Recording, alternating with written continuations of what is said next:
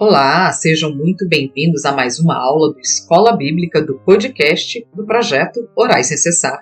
Eu sou Michele Munaretti e se for o seu primeiro contato com o projeto Orai Sem Cessar, te convido a conhecer as orações dos Salmos do site www.projetooraisemcessar.com ou na nossa página do Facebook e Instagram. Ouça também no Spotify. Hoje vamos continuar a nossa escola bíblica estudando os evangelhos. Continuamos a estudar o evangelho de Mateus, mas antes de começar a aula hoje, eu quero relembrar junto com você o que estudamos até hoje. Bem, nós tivemos uma visão panorâmica do livro de Mateus, falando sobre o tema do livro e o seu propósito. Também estudamos a genealogia do Senhor Jesus. Vimos que para os judeus a genealogia era coisa séria e importante. Vimos que o Messias foi rejeitado pelo seu próprio povo. Depois estudamos sobre as revelações e as parábolas de Jesus e quais os ensinamentos as parábolas trazem sobre o reino de Deus. Ao começar o estudo hoje, vamos analisar na prática os ensinamentos de Jesus contidos no Sermão do Monte. Também vamos estudar sobre o ministério salvador e as curas feitas pelo nosso Mestre. Ainda exploraremos o assunto sobre os últimos momentos de Jesus sobre a terra. O Sermão do Monte está registrado nos capítulos de 5 a 7 e é considerado um dos trechos mais conhecidos da história de Jesus. Pois nele o Senhor começa a falar sobre o comportamento humano, não só elogiando, mas prometendo recompensas aos que praticam as boas obras. Nessa passagem do Sermão do Monte temos a essência dos ensinamentos de Jesus para os seus discípulos e para toda a humanidade. Mateus nos fala pouco sobre o primeiro ano do ministério de Jesus. Durante esse período, o Senhor esteve na Judéia por volta de 8 meses. Mateus cuida mais em descrever os acontecimentos a partir do segundo ano do ministério do Senhor, e depois descreve sua morte no terceiro ano, bem como a ressurreição e a ascensão aos céus. No esboço da lição, vamos ver os ensinamentos do rei. O Sermão do Monte nos dá uma primeira impressão de que o Senhor espera a nosso respeito, pois em cada bem-aventurança é tratado o caráter e comportamento humano. Por isso, o Senhor destaca em cada uma delas quais são os requisitos para se entrar no reino de Deus. O Sermão do Monte não foi proferido apenas para o povo da época de Jesus e para os seus discípulos, mas destina-se a nós também. O Sermão do Monte é digno de toda a nossa atenção, pois as parábolas seguintes, em sua maioria, tratarão também de misericórdia, como nas parábolas da ovelha perdida e como se deve tratar um irmão culpado. Também fala sobre paz e perdão, como nas parábolas de quantas vezes se deve perdoar um irmão e na parábola do credor incompassivo. As bem-aventuranças estão relacionadas diretamente com o nosso comportamento pessoal e para com o próximo. Nos comportamentos pessoais destaca-se a humildade, dizendo: bem-aventurados humildes de espírito, porque deles é o reino dos céus. Humildade é uma virtude caracterizada pela consciência das suas próprias limitações. Ainda fala sobre provação. Bem-aventurados que choram, porque serão consolados. Consolar é tentar aliviar a dor, o sofrimento, a aflição de alguém. Ainda fala de mansidão. Bem-aventurados mansos, porque herdarão a terra. A pessoa mansa é uma pessoa de gênio afável, sossegado, dócil, pacato. Já os comportamentos para com o próximo, destaca-se o justo. Está escrito: bem-aventurados os que têm fome e sede de justiça. Ser justo é aquela pessoa que julga e procede segundo a equidade, uma pessoa reta, íntegra. Podemos dizer que isso é uma virtude. Ainda destaca-se a misericórdia, pois está escrito: bem-aventurados os misericordiosos, porque alcançarão misericórdia. Misericórdia é um termo amplo que se refere à benevolência, perdão e bondade, em uma variedade de contextos éticos. Ainda fala sobre a pureza do coração. Bem-aventurados limpos de coração, porque verão a Deus.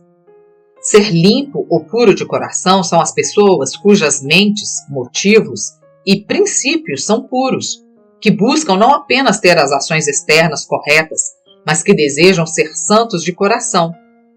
E quem são? Ou seja, que não vive de aparências.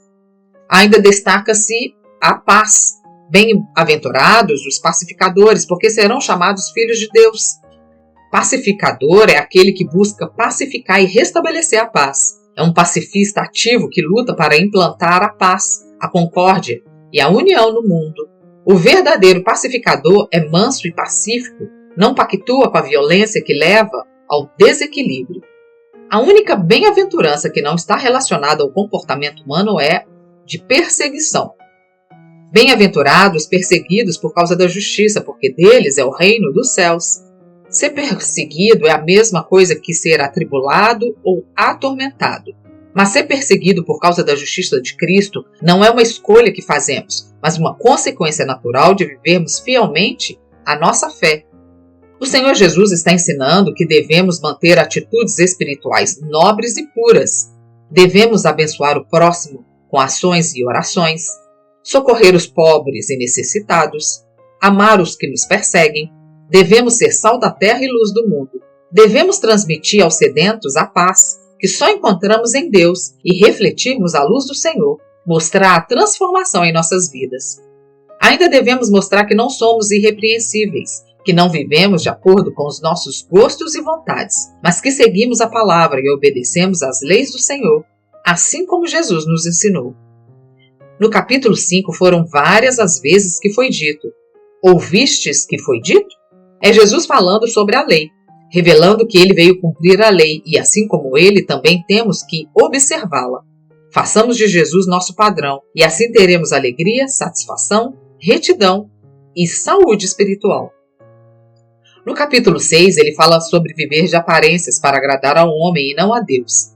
Ele denuncia a religião falsa e pretensiosa dos hipócritas, nos adverte quanto a darmos esmolas, ao orarmos e ao jejuarmos. Nos ensina como deve ser a nossa oração, nos ensinando a oração dominical, mais conhecida como oração do Pai Nosso. Essa poderosa oração nos instrui como devem ser as nossas petições a Deus. Primeiro, invocando o nome do Senhor. Segundo, bendizendo o teu santo nome, o reverenciando por tudo o que ele é. Pedir que o reino dele venha sobre a nossa necessidade, ou seja, que ele estenda a tua mão e os teus ouvidos à nossa oração. Mas acima de tudo, que a vontade dele prevaleça, porque a palavra nos diz que não sabemos o que pedir, o que nos convém, e só ele sabe o que realmente precisamos.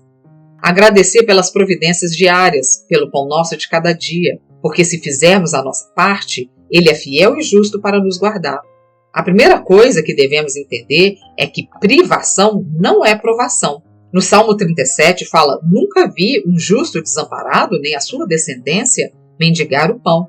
Se estivermos privados de algo, devemos analisar a nossa vida e ver onde estamos errando. Entender que o perdão não é uma escolha, mas uma obrigação para se alcançar o perdão do Senhor. Pois, como já estudamos, bem-aventurados os misericordiosos, porque alcançarão misericórdia. Ainda fala de direção espiritual com respeito às tentações. Conforme o livro de Tiago, no capítulo 1, está escrito: mas cada um é tentado quando atraído e engodado pela sua própria concupiscência. Depois, havendo a concupiscência concebido, dá à luz o pecado, e o pecado, sendo consumado, gera a morte. Concupiscência é uma palavra que transmite a ideia de um forte desejo, uma cobiça exagerada por algo. E por fim, pedir que o Senhor nos livre do mal, que ele nos cerque com seus cuidados, nos cerque com os cuidados em relação aos ataques espirituais que não podemos prever e precisar. Ainda no Sermão do Monte, o Senhor Jesus nos mostra o caminho verdadeiro quanto ao nosso viver. Nos mostra que só há um Deus verdadeiro e não podemos servir a dois senhores. Devemos ser persistentes ao buscar do Senhor alguma petição, pedindo, buscando e batendo. Devemos ser bondosos e amorosos para com os outros, para nos afastar do caminho que não nos leva à vida, nos afastar dos falsos profetas e das falsas religiões. Ao concluir seu sermão, a multidão se mostrou maravilhada com os ensinamentos de Jesus, que ensinava com autoridade e não como os escribas, que conheciam a letra, mas não sabiam interpretá-la. Agora vamos falar sobre o ministério do rei. Depois da tentação e ao estabelecer em Cafarnaum, o Senhor Jesus começou a pregar e a dizer: arrependei-vos, porque é chegado o reino dos céus. Ele repetia as mesmas palavras de João Batista. Jesus percorreu toda a Galileia, ensinando, pregando e curando. Sua fama começou a crescer e logo uma grande multidão o seguia através da Palestina, trazendo-lhe os enfermos para serem curados. O ministério do Senhor Jesus era levar os pecadores ao arrependimento, salvar suas almas e conceder-lhes cura divina. Ele dava nova vida aos que estavam sem esperança, aos doentes, aos endemoniados, aos que se mostravam mortos e etc. Com sua misericórdia e compaixão, ele supria as necessidades daqueles que iam ao seu encontro. Inúmeros foram curados. Grandes foram os feitos do Senhor nos seus 3 anos de ministério. A sua missão primordial encontra-se na passagem de Mateus, no capítulo 9, versículo 13. Porque eu não vim chamar os justos, mas os pecadores ao arrependimento. Ainda no trecho de Mateus, no capítulo 14, de versículo 14 a 21, Jesus não só cura os doentes, mas também provê alimento para mais de 100 pessoas. O Senhor Jesus se preocupa em suprir nossas necessidades materiais e físicas, tanto quanto espirituais, sendo que a última é a prioritária. Agora vamos falar sobre o rei a caminho da cruz. A entrada triunfal de Jesus em Jerusalém está relatada no capítulo 21 do livro de Mateus. O Senhor entra na cidade montado em jumentinho. A cidade estava cheia de gente, pois era época da Páscoa.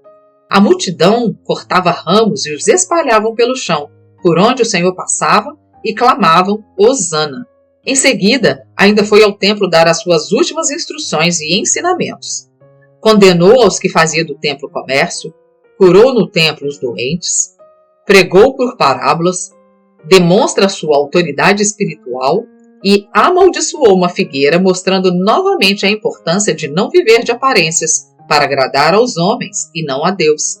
Exortou mais uma vez os fariseus e saduceus, que representam tudo o que não devemos ser, pessoas sem amor ao próximo, que explora os fracos e indefesos, que se preocupam mais com dinheiro do que agradar a Deus, porque pensam que praticar obras visíveis aos homens, como dar o dízimo, não serão julgados por sua ganância e mesquinharia, por tentar esconder os pecados atrás dos seus cargos e posições dentro do templo, por rejeitarem os profetas, ou seja, a palavra que exorta.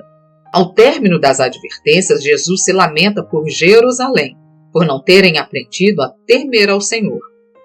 Nos capítulos 24 e 25, o Senhor Jesus profetiza sobre os finais dos tempos, sobre a grande tribulação, o princípio das dores e a vinda do Filho do Homem. Prediz a ruína de Jerusalém, ensina sobre os últimos tempos, sobre os falsos cristos e profetas, fala da segunda vinda de Cristo e exorta a vigiar nos últimos tempos. E uma observação a ser feita sobre as últimas parábolas descritas no livro de Mateus é a parábola das 10 virgens e a parábola dos talentos. Somente essas 2 parábolas fazem menção à Igreja do Senhor, ou o corpo de Cristo. Todas as outras fazem referências às ações ou comportamentos, mas de modo individual. Tendo terminado estes ensinamentos, o Senhor disse aos seus discípulos que, após dias da celebração da Páscoa, ele seria entregue para ser crucificado. Este é o 4º e último anúncio da sua morte. Bem, na próxima aula vamos ver os últimos momentos de Jesus. Vamos ver a sua morte e ressurreição. E logo entraremos no livro de Marcos. Mas antes eu quero convidar você, ouvinte, para fazer comigo um resumão. A palavra do Senhor nos diz que o meu povo perece por falta de conhecimento. Mas não vai ser por falta de conhecimento que iremos perecer. Quero te agradecer e por hoje é só. Acompanhe as próximas aulas do Escola Bíblica do podcast do projeto Orai Sem Cessar.